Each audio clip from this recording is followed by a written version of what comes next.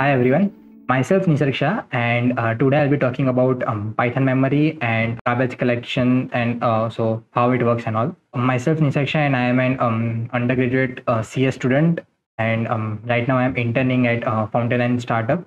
You guys can connect with me on the following social media links. And if you have any feedback for me on this presentation, then also like feel free to give me. And if you have any doubt or if you want to discuss any topic, then also I'm open to that.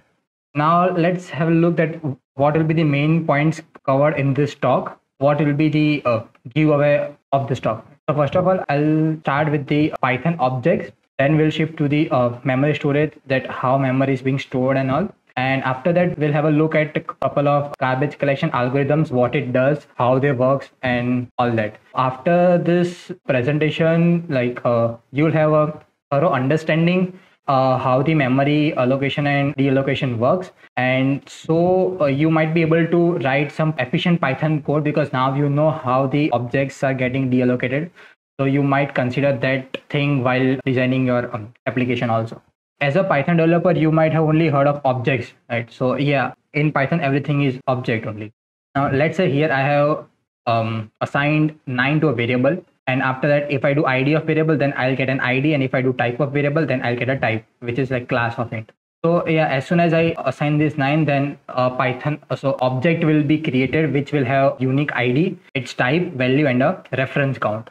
So like as soon as any assignment is done, an object will be created which will have all these properties. Now, how the memory storage actually works in Python, the objects and the instance. So the objects and the instance variables are actually created in a heap memory. So as soon as the functions are written, so at that point, like there is no need of that function or variable. So that function, so that objects will be collected by a garbage collector. Now, what's garbage collection? We'll see that in upcoming slides. And the methods and the variables, like the local variables and the methods, are created in the stack memory. So a stack frame is created. Then as soon as the method returns, those frames get destroyed. In Python, you can have an object into an object, right? So a list into a list, or a dictionary into a dictionary, or a list into dictionary, dictionary into list, any kind of thing, right? So like because of this Python's dynamic nature, we need to have like smart memory allocation scheme, and like also the speedy memory allocation speed. Now to speed up all these operations, Python has a manager which is called PyMalloc, and it actually sits on the top of the general memory allocator. So the main work of PyMalloc is to allocate the memory and like speed up the memory operations. Now let's say in any like Python application, you might have hundreds of objects and a couple of long running Python processes, right? So there might be need of like huge memory. Now if you as a developer are handling the deallocation of memory, then it might be a case that by mistake you might deallocate some wrong object, some wrong variable, which may be in use in further program.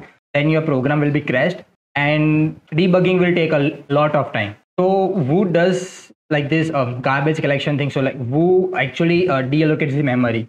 So for that, the garbage collection has airbags. It collects the objects which are of no longer use, and it deallocates them. It actually releases the memory whenever the object is of no longer use. So you can think this system as a kind of trash bin in our computer. So if you don't need any folder, then like you'll just shift it into the trash, and then it will be deleted. So it's a kind of a similar system. The garbage collection automatically tracks all the objects, and it deallocates the memory automatically. So it's a huge relief for a programmer, that the programmer does not need to deallocate the memory by himself. And the thing is, the garbage collection algorithms actually track these objects, and it finds an optimal time at which to deallocate. So like there are these algorithms which does all this, and it is very useful for us also. So as a programmer, we don't need to do anything. Now let's have a look at the GC algorithms. So one is the reference counting algorithm, and the second is a generational GC. Reference counting algorithm is like pretty much straightforward. It's easy and efficient also. And it works as like whenever there is like no reference. So as the name suggests, reference counting, right? So whenever there is like no reference of an object, at that moment it deallocates the memory of that object. Now to keep track of all the references, every object has an extra field called reference count, right? Which we saw in the first slide, that each Python object, so each object has its ID, its type, and reference count, and a couple of other fields, right? So actually that reference count is increased or decreased based on the allocation and all that. And the generational GC algorithm, so it is based on a trace based algorithm. So it actually scans a list of objects and all that. So we'll look into much detail in the upcoming slides.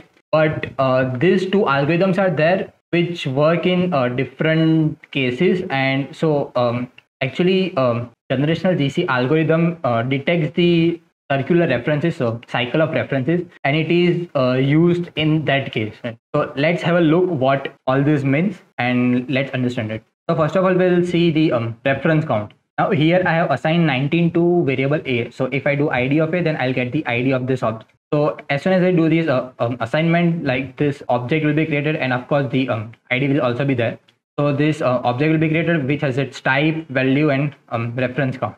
And like all these properties are automatically detected by the Python, so we don't need to give it. Here you can see the reference count is 1, so we can say that yeah, A is referencing towards this object. So like this kind of thing. Now let's say if I introduce like new variable B, and if I do B equal to A or B equal to 19, then what will happen? If I do B equal to A, then like you can see, if I when I do ID of B, then I'll get the same ID, which means B is also referencing to the same ID, to the same object. And as soon as I do B equal to A, the reference count will be incremented by 1. So now it will be 2. Now as soon as I will do C equal to 19, at that moment also the reference count will be incremented by 1, which means here reference count will be 3, and C will be also pointing towards this object. You can get all this count by sys.getRefCount. You just need to pass the object in that and you'll get the reference count. But here note one point, that passing a variable into the function, it also increments the reference count by 1, because it creates a local copy of that, and like that also is referred to the same object. So if I do sys.getRefCount of C, then I'll get the reference count as 4, not 3. Now let's have a look how the list works. So let's say I have one list which is L1 equal to 1, 2, 3. Then I'll do ID. I got an ID. If I do L2 equal to L1, then I'll get the same ID, right? But now let's say I copy the list, like copy using copy.copy. If I copy the list 1 into L3, then you can see that the ID of L3 and ID of L1 are not same. It means the copy actually creates another object and it is referred to that object. Of course, if I do L1 equal to 1, 3, 4, then the ID of L1 gets changed because now it is referencing to some other object. Now let's see what circular reference means, because like generational GC algorithm detects it. So as the name suggests, some kind of a circular. So like here it's a circle, here it's a circle, right? So circular reference means either an object is referencing towards itself, or like two objects are referring towards it. Here let's say I have one list L1 or list1 equal to this, and like I am appending list1 dot append list1. So I am appending the object into the same object. Or else let's say I have two objects, object 1 and object 2, and I am referencing object 2 into object 1 and then object 1 into object 2. Now in this kind of scenarios, if you look, then the reference count will always be greater than 1.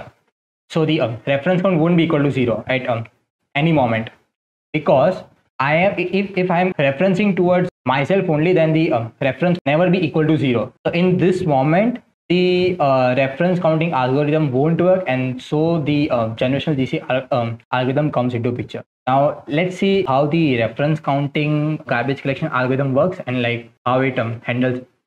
The reference counting algorithm, it actually always counts the reference number to the object, right? And the reference counts are kept in the memory so that the programs are executed effectively. Now, first thing we need to have a look at that in which case the count will be increased, right? So the one will be if I pass an argument into the function, at that moment the count will be incremented. If I append an object to an object, then also the reference count will be incremented. And if I do any assignment operator, then also the count will be incremented. The reference counting algorithm scans the reference count, and if it finds any reference count equal to 0, then it deallocates the memory for that object. Now let's say I have one list which is 1, 2, 3, and if I'm appending that list into list 2, if I have 4, 5, 6, and I'm appending that list into list 2, at this point the reference count will be 1 of L1. But now as soon as I do L2 equal to 4, 5, 6 and I append L1 into the L2, at that moment the reference count will be incremented by 1, and now it will be 2. And if I delete the L2, then at that moment the reference count of L1 will be decremented by 1 also. Now for global variables, so what about global variables, right? So if the reference count of global variables becomes 0, then this algorithm will deallocate the memory, and after that we won't be able to use that global variable, right? But the main use of the global variable is that if that variable is not in use at any stage, then also like I'll be able to access that anywhere in my program, right? So the here in this case, it is made made sure that the reference count of the global variable never drops to 0. So which means like they won't be deallocated, and like they will be deallocated only once the Python program execution is finished. So that's of no issue here. Now let's look at one example. Here I have one function named foo. Here, so I have assigned one string to my name variable. So at this moment, the reference count will be 1. As soon as I pass this my name into this foo function, the reference count of this object will become 2. And as soon as the execution is completed, the reference count will become 1. You can delete the objects using del method, right? When you use del method in Python, it actually decreases, or it actually decrements the reference count by 1. So if you delete an object, then also at that moment, like the reference count will be decremented by 1 for that particular object. Now let's see like what are the issues with this algorithm, right? First thing is it can't detect circular reference, because like the reference count for the circular references or the that cycles won't be equal to 0 at any point. And the other thing is that this algorithm actually has many memory and performance issues, and also like it's kind of a big algorithm. But the main advantage is that it is real. So the main advantage of this approach of scanning the reference count and check if it is equal to 0 is that the objects can be immediately and easily destroyed after like they are of no longer use. So as soon as the count is found equal to 0, at that moment the object will be deleted, destroyed. So yeah, like that's a plus point. But the thing is that this algorithm can't detect the circular reference. Also, like there are some performance issues and all that, right? So now for that, the generational GC algorithm comes into picture. So it can actually detect the cycle. It could reach to the object which was unreachable by the reference counting, and it could delete that objects, and like it could free the memory. One more thing to know, that in what cases reference cycles could occur, right? If we refer any object into object, so let's say a list into a list, and a dictionary into dictionary, or so like the same thing, or like or let's say two objects pointing towards each other, something like that. So in this kind of scenario, the reference cycles could be created, and like these kind of scenarios are found by the generational GC. And if like they are of no use or something, then like the memory deallocation will be done. Now, one thing to note is that this algorithm does not run in real time. It runs periodically. While the reference counting was running in real time, so in real time, it would scan if the reference object, if the reference count is equal to 0, and then all the things were done there. But the generational GC algorithm does not run in real time. It runs periodically. So let's say at X moment of time, I have declared like 5 variables, and like so created 5 objects, let's say. Then after some moment, so let's say now at Y period of time, the generational GC algorithm started running. Now between that period, let's say at Y moment, now only 3 objects are in use, and the 2 objects which I had declared, like their execution or like their function in the program has been completed. So now at that Y moment, first of all, it will check if the objects are newly created. If it is newly created, it will insert into the generational 0 list. So yeah, so actually GC algorithm, it defines 3 generation list, and it inserts the objects into that, and then it checks whether the object is of use or no use, right? So at that now Y moment, it will see if the objects are newly created. If it is so, then it will insert into the generation 0 list. Now it will check for the references. So it will scan, and it will check whether like all the inserted objects are of use or of no use. We'll see like how it detects that these objects are of use or of no use, or if it has circular references. Let's say now the algorithm found that like there is a circular reference, or like the or two objects are of no use. So it will discard those objects and then insert the remaining objects into the generation 1 list. Now the same thing will happen with the generation 1 list. So it will also check for the references. It will discard the objects which are of no use, and then it will insert the remaining objects into the generation 2 list. And then this generation 2 list also scans it, and it discards the necessary object. And now the objects which are there in this second generation list, it remains until the Python execution is not until the Python code execution is not completed. Now one thing is each and every generation list maintains its own individual counter and its own threshold. So let's say if it exceeds the threshold, then also the scan will be done, and it will try to find some objects which are of no use or something, and it will try to discard it, right? So now let's see how the it detects the cycle, or how it detects like which objects to discard, and like how the circular reference is detected and to discard it, right? So which is like this step, discard the objects. Now this algorithm has two containers. One is the objects to scan container, second is the unreachable container. And each and every object that supports like this garbage collection will also have an extra reference count. So this reference count is the like basic count of Python memory, which is incremented on any assignment or like something. But this now gc_ref will be an extra reference count initialized by this. So as soon as the algorithm starts, gc_reference is initialized. So how the initialization takes place? So this link1 object is referenced by the outer world variable, which is a. So the reference count will be incremented to 1. Then like this will be 1 because this link2 is referenced by link1. Then link3 will be also 1, and then link1 will be incremented to 2 because it is also referenced by link3. And here like link4, the gc_ref will be 1. Now just imagine that like this link1, link2, link3 are objects, and like I have let's say a equal to link1 object, and then internally this link2 and link3 objects are referenced by this object. After this initialization is done, algorithm makes one more iteration, and then it finds that which objects are actually referenced by the outer world.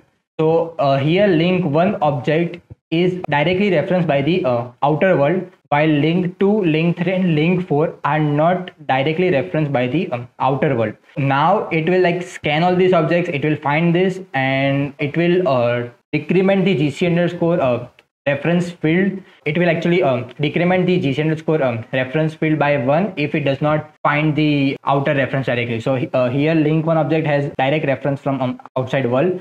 So like this will be 1, and like this will be 0, 0 and 0, because this object does not have the direct reference from the outside world.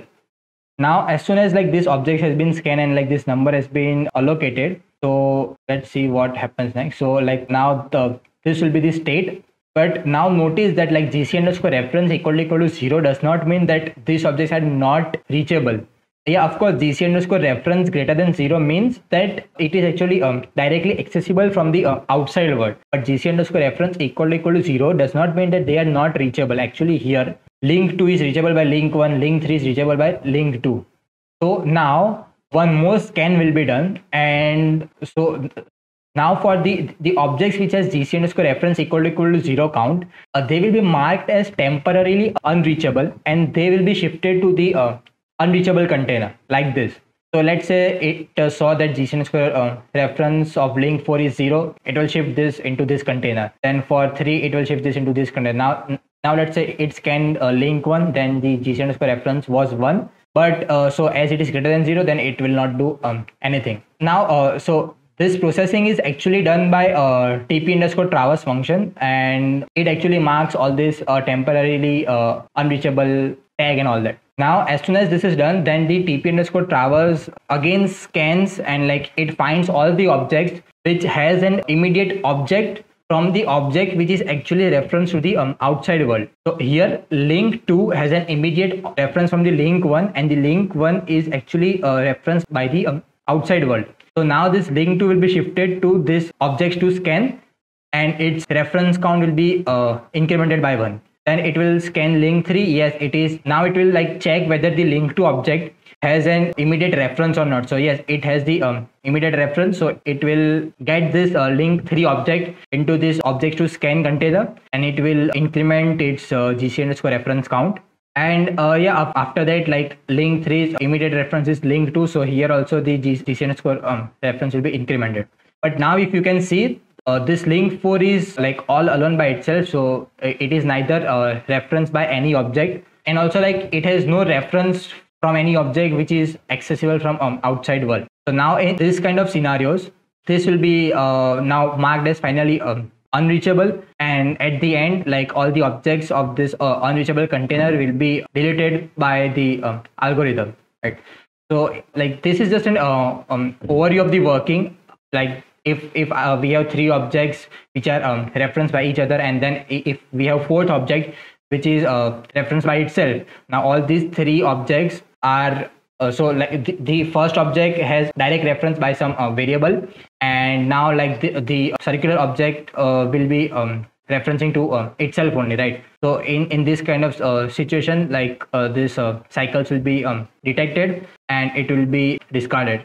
So this is just an overview. I would like highly prefer to have a look at the design of the CPython's garbage collector. It will give you more clarity, and also like they have explained like by some code snippets and all. Also, I would highly recommend you to have a look at the gc.garbage function, the gc.collect function. And so once like you'll see, like you'll like get some idea about like how the garbage collection and the so how the scanning and all that takes place.